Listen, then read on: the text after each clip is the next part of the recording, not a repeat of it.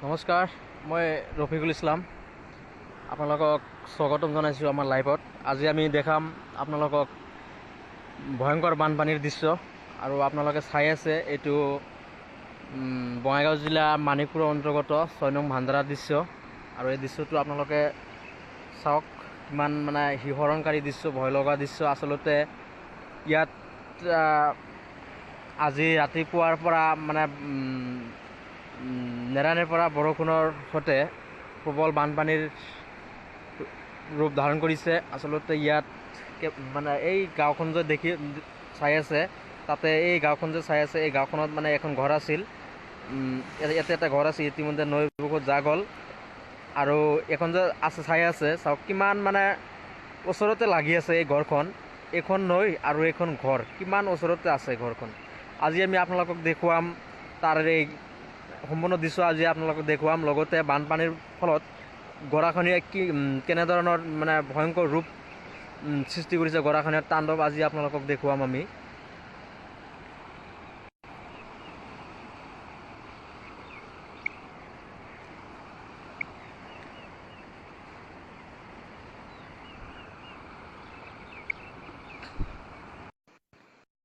আৰু আমি আপোনালোকক দেখুৱাই আছোঁ, এইখন চাওক, এইখন আছিল মথাউৰি।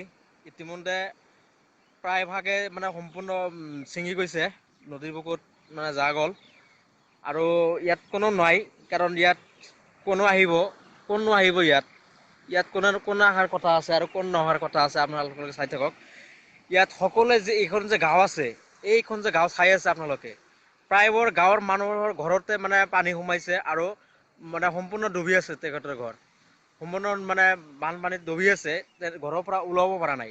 কিছু সময় আগতে আমি দেখুৱাইছিলোঁ, কিছুমান ইয়াতে আছিল, কিন্তু মই ইয়াতে মানে ৰখি আছোঁ। ইয়াত মানে দৃশ্যটো চাই আছোঁ, বহুত ভয় লগা দৃশ্য। মই অকলে আছোঁ ইয়াতে।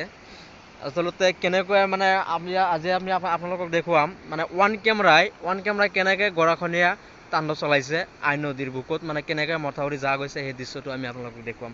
মই পোনে পোনে সেই তাত গৈ আছোঁ, চাই থাকিব আপোনালোকে।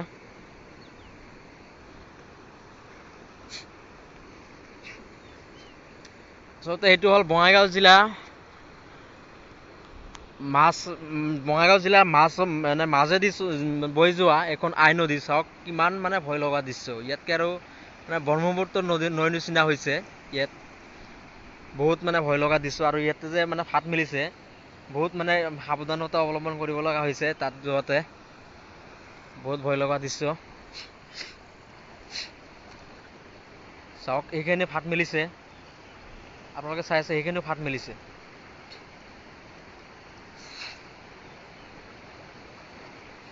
আচলতে এইখন মানে এইবাৰ মানে মথাউৰিটো মানে বন্ধা হৈছিল, কিন্তু চচেছ বান্ধ নিদিয়াৰ ফলত এই ধৰণৰ মানে গৰাখহনীয়াই সৃষ্টি কৰিছে। এই ধৰণৰ মানে মথাউৰিটো ছিঙি যোৱাৰ পৰিলক্ষিত হৈছে। আমি ইয়াতে আহি পালোঁ আৰু, কিন্তু ইয়াতে তাত যাব পাৰিম নে নাই মোৰ সন্দেহ আছে, কাৰণ বহুত ৰিস্ক হ'ব লগা হৈছে, বহুত সাৱধানতা অৱলম্বন কৰিব লগা হৈছে। চাওক মই সেইফালৰ পৰা আহিছোঁ, সেইফালতে আহিলোঁ। কিমান মানে শব্দ হৈ আছে পানীত, কিমান শব্দ হৈ আছে। আজি আপোনালোকে ওৱান কেমেৰা চাব, এইখন মানে এইখন যাবই আৰু। চাওক ফাট মেলিছে, এইখন মানে যোৱাৰ সম্ভাৱনা আছে। বহুত আগুৱাই আহিলোঁ, আৰু ইয়াতকৈ যোৱাটো সম্ভৱ নহয়।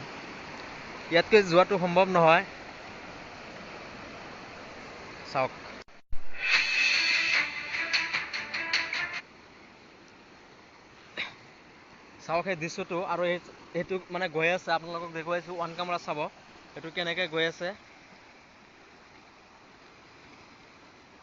আৰু কিমানখিনি একেলগে নৈৰ বুকুত গৈ আছোঁ চাব। আৰু মই যে ইয়াতে থিয় হৈ আছোঁ, চাওক সেইখিনিও ফাট মেলিছে। আপোনালোকে চাইছে, সেইখিনিও ফাট মেলিছে। চাওক দৃশ্যটো আগতে চাই লওক আপোনালোকে। ইয়াত কিবা আহিছে, ইয়াত কিবা গৈ আছে, চাওক।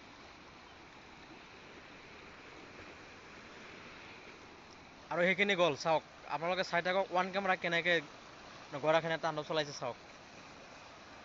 চাওক আপোনালোকে, চাওক দৃশ্যটো চাওক, কিমান ভয়ংকৰ দৃশ্য হয় চাওক।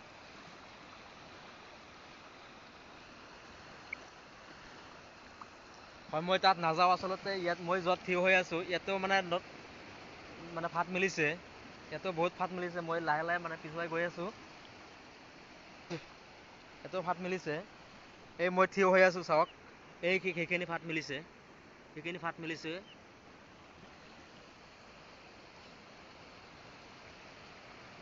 আৰু এতিয়া আৰু সিফালে নাযাওঁ আচলতে।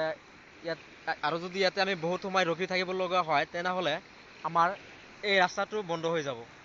চাওক অলপ আগতে আহিছোঁ, এইখন ৰাস্তা দিয়ে অলপ আগতে আহিলোঁ, কিন্তু আৰু যদি আমি 5 মিনিট সময় ইয়াতে ৰখি যাওঁ তেনেহ'লে মই যাব নোৱাৰা হ'ব। চাওক এইখানে ইয়াতো বহুত পানী আছে, ইয়াতে বহুত পানী, ইয়াতে দহা আছে। আচলতে বহুত সাহসেৰে আজি আমি ফেচবুক লাইভটো দিলোঁ। ফেচবুক লাইভত আমি কেতিয়াবা নাহোঁ, কিন্তু আমি বহুত মানে সাহসেৰে আজি ফেচবুক লাইভটো দিব লগা হৈছে। কিন্তু দৃশ্যটো চাওক আচলতে কি হৈ আছে, ক'ত কি হৈ আছে। অসম চৰকাৰৰ মানে গাফিলতিৰ কাৰণে এনেকুৱা হৈছে বুলি মই মানে ক'ব পাৰোঁ এতিয়া। কাৰণ যিহেতু মথাউৰিটো বান্ধিছিল, মথাউৰিটো বন্ধাৰ পিছত কোনো ধৰণৰ মানে চচেছ বান্ধ দিয়াৰ কোনো ব্যৱস্থা লোৱা নাই, যাৰ বাবে এই ধৰণৰ মানে গৰাখহনীয়াৰ সৃষ্টি হৈছে আমাৰ অঞ্চলত।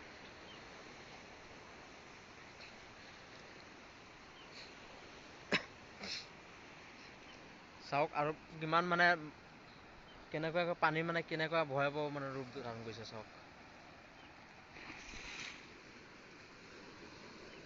বহুত ভয় লগা দৃশ্য, বহুত ভয় লগা। আৰু ইয়াতে বৰ্তমান বৰষুণ পৰি আছে আমাৰ ইয়াত। আচলতে ছাতাৰটো ঘৰত অনা নাই, লগতো অনা নাই, এতিয়া ভিজিব লাগিব। মানে ওচৰততো ঘৰো নাই, চব মানুহ মানে ঘৰত সোমাই গৈছে, চব মানুহ ঘৰত সোমাই গৈছে। ইয়াত এটাও মানুহ নাই, যদিও আছিল মই পোৱা নাই, এজনকো পোৱা নাই। 2-3জন মান আছিল, মোক চাই মানে তেখেতো গুচি গ'ল। আৰু ইয়াৰ পৰা গুচি গৈছে সেইটো কাৰণে গুচি গৈছে কাৰণ কেতিয়াবা ঘৰত যাব নোৱাৰা হ'ব, এনেকুৱা মানে পৰিস্থিতি হৈ যাব। চাওক দৃশ্যটো চাওক।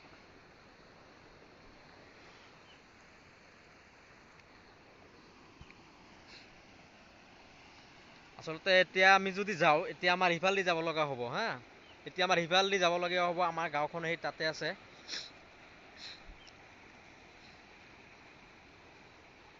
বহুত ভয়ংকৰ দৃশ্য।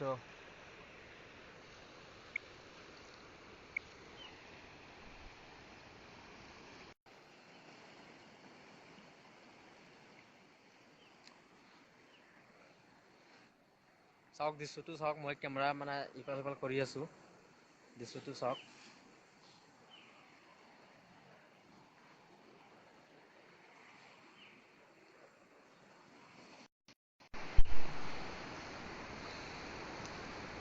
ঠিক আছে বন্ধুসকল, তেনেহ'লে আজিলৈকে ইমানেই।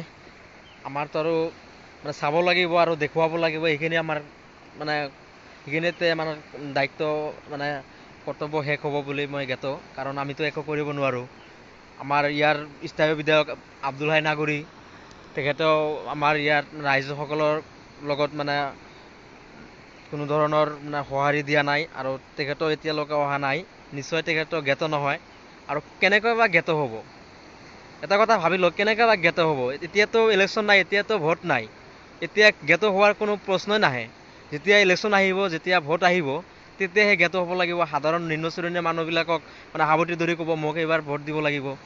এতিয়াতো ভোট লোৱাৰ প্ৰয়োজন নাই, এতিয়াতো মানে সেই ইলেকশ্যনৰ সময়টো নাই। চাওক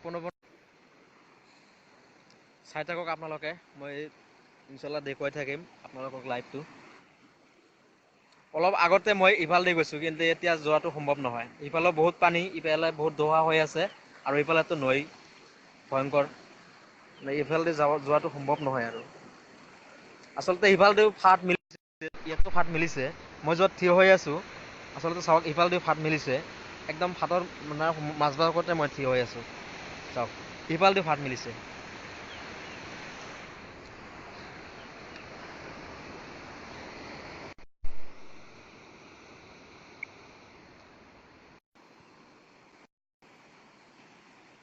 আৰু এজন বন্ধুৱে মোৰ লগত সংযোগ হ'ব বিচাৰিছে, তেখেতক আমি সংযোগ কৰিবলৈ চেষ্টা কৰি আছোঁ।